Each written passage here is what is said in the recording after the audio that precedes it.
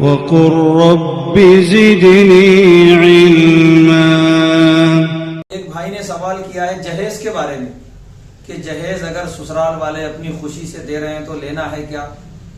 تو سنیے، جہیز کا اسلام میں کوئی تصور نہیں ہے، نہ اس کا کوئی حکم ہے، یہ خالص ہندوؤں کی رسم ہے، ہندوؤں کا طریقہ ہے جو مسلمانوں میں چلا آیا،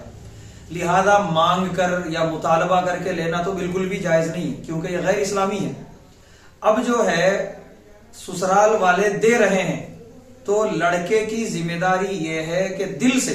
پورے طور پہ منع کرے کہ بھائی یہ آپ مت دیجئے، یہ آپ کی ذمہ داری نہیں ہے، یہ ذمہ داری میری ہے، میری ہونے والی بیوی کا سارا انتظام کرنا، چاہے وہ الماری ہو، چاہے وہ فریج ہو، چاہے وہ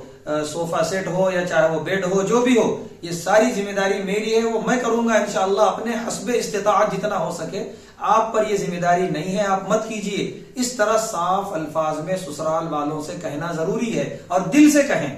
اگر اتنا کہہ دیا لڑکے نے تو اسلامی طور پہ اس کی ذمہ داری ادا ہو گئی۔